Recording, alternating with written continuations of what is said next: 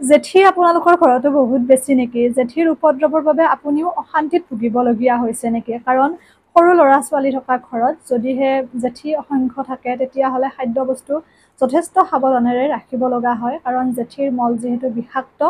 আৰু অকল খাদ্য বস্তু বুলি নহয়, যদি ধৰি লওক চোফাখনতে বিচনাখনতে য'তে ত'তে মল ত্যাগ কৰে কেতিয়াবা আমি বৰ লাজ পাব লগা হয় আলহী অতিথিৰ আগত, নহয়নে? গতিকে জেঠীনো আপোনালোকে কেনেকৈ ঘৰুৱা পদ্ধতিৰে নোহোৱা কৰিব পাৰে তাৰ ওপৰতে আজিৰ ভিডিঅ'টো আগবঢ়াম।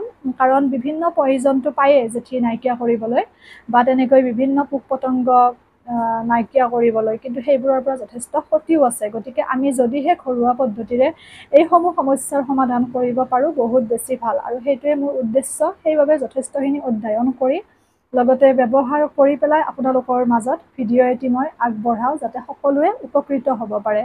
এতিয়া মই 3টামান আপোনালোকক পদ্ধতি জনাম, সেই 3টা পদ্ধতিৰ আপোনালোকৰ যিটো সহজলভ্য সেইটো আপোনালোকে ব্যৱহাৰ কৰিব। জেঠী নাইকিয়া কৰিবলৈ প্ৰথম পদ্ধতিটো হৈছে এগিলাচ পানী ল'ব, স্প্ৰে কৰিব লাগিব, স্প্ৰে বটল এটা লাগিব আপোনালোকক। এগিলাচ পানী, তাত আপোনালোকে চৌদা, যিটো আপোনালোকৰ বেকিং চৌদা আছে সেই বেকিং চৌদা আপোনালোকে আধা চামুচ দিব। এগিলাচ পানীত বেকিং চৌদা আধা চামুচ, নিমখ দিব আপোনালোকে আধা চামুচ, আৰু যিটো আমাৰ চাৰ্ফ মানে কাপোৰ ধুবলৈ ব্যৱহাৰ কৰা চাৰ্ফ, আপোনালোকে যি ডিটাৰজেণ্ট ব্যৱহাৰ কৰে সেয়া দিব আপোনালোকে আধা চামুচ। এই তিনিওবিধ বস্তু খুব সুন্দৰকৈ মিহলি কৰিব, কৰি পেলাই স্প্ৰে বটলত ভৰাব, ভৰাই পেলাই আপোনালোকে স্প্ৰে কৰি দিব ঘৰৰ কোণবোৰত বা য'ত য'ত আপোনালোকৰ জেঠীৰ উপদ্ৰৱ আছে। কোনো ধৰণৰ ৱালত দাগ নালাগে বা আপোনালোকৰ লেতেৰা নহয় ৱালসমূহ, কাৰণ যিহেতুকে পানী সদৃশ ইয়াত কোনো ধৰণৰ কালাৰ ইউজ কৰা হোৱা নাই, নিশ্চিন্ত মনে স্প্ৰে কৰিব পাৰিব। এইটো হৈছে প্ৰথম পদ্ধতি। এতিয়া আহিছোঁ দ্বিতীয় পদ্ধতিটো। দ্বিতীয় পদ্ধতিটোৰ বাবে আপোনালোকক লাগিব এগিলাচ পানী, তাত আপোনালোকক লং লাগিব 5-6টামান, যিটো আমাৰ লং ইলাচি, তাৰ ইলাচিটো নালাগে, লং 5-6টামান আপোনালোকে গুড়ি কৰি ল'ব। আৰু কৰ্পূৰ, নেফথেলিন নহয়, কাপোৰত গোন্ধৰ বাবে দিয়া সেই নেফথেলিনৰ কথা কোৱা নাই, মই কৰ্পূৰৰ কথা কৈছোঁ, যিটো হৈছে খোৱা কৰ্পূৰ। পূজাৰ সা সামগ্ৰী পোৱা দোকানত আপোনালোকে পাই যাব, পেকেটো পায় 10 টকীয়া, আৰু এনেকৈ বটলো পায়।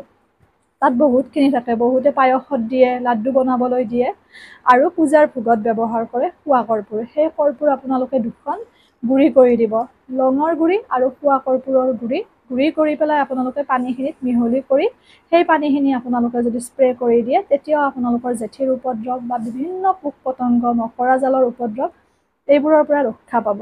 নিশ্চিন্ত মনে ব্যৱহাৰ কৰিব পাৰিব, ৱালত কোনো ধৰণৰ দাগ নালাগে। এই 2টা পদ্ধতি। এতিয়া আহিছোঁ তৃতীয় পদ্ধতিটো। তৃতীয় পদ্ধতিটোৰ বাবে আপোনালোকক লাগিব মৰ্টিন, যিকোনো মহ যাবলৈ ব্যৱহাৰ কৰা মৰ্টিন, সেয়া লাগিলে গডজিল্লাই হওক বা কিলাৰে হওক, 10 টকীয়া পেকেটো পায়। সেই মৰ্টিনৰ আপোনালোকে মৰ্টিনখিনি গুড়ি কৰি ল'ব, সাৱধানে কৰিব যাতে চকুত নালাগে, হাতত প্ৰয়োজন হ'লে গ্লভছ পিন্ধি ল'ব, তেতিয়া আপোনালোকৰ কোনো সমস্যাৰ সন্মুখীন হ'বলগীয়া নহয়। সেই মৰ্টিন এডাল আপোনালোকে গুড়ি কৰি ল'ব, আৰু এগিলাচ পানীত আপোনালোকে সেইখিনি মিহলি কৰিব, বা স্প্ৰে বটলটোত ভৰাই পেলাইও দিব পাৰিব, কাৰণ গিলাচত খোৱা পানীৰ গিলাচ যদি হয় এইবোৰ মৰ্টিন ব্যৱহাৰ কৰিলে অকণমান সাৱধান অৱলম্বন কৰিব লগা হয়, নহয়নে? গতিকে আপোনালোকে সেই মৰ্টিনৰ গুড়িখিনি দিব, আৰু তাত আপোনালোকে নিমখ দিব আধা চামুচ। মৰ্টিনৰ গুড়িখিনি, নিমখ আধা চামুচ, আৰু লগতে তাত আপোনালোকে ব্যৱহাৰ কৰিব চৌদা, মানে বেকিং চৌদা আপোনালোকে আধা চামুচ মিহলি কৰি পেলাই খুব সুন্দৰকৈ লৰাই মেলি সেইখিনি আপোনালোকে যদি স্প্ৰে কৰি দিয়ে তেতিয়াও আপোনালোকৰ জেঠীৰ উপদ্ৰৱ, পঁইতাচোৰাৰ উপদ্ৰৱ, মাখিৰ উপদ্ৰৱ, এই সমস্তখিনিৰ পৰা আপোনালোকে পৰিত্ৰাণ পাব পাৰিব।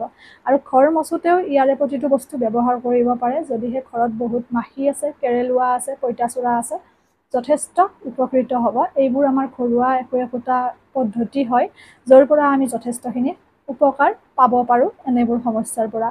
গতিকে এৰিছোঁ, পুনৰ নতুন ভিডিঅ' এটিৰে লগ পাম। সকলো ভালে থাকক, সুস্থ থাকক, হাঁহি থাকিব।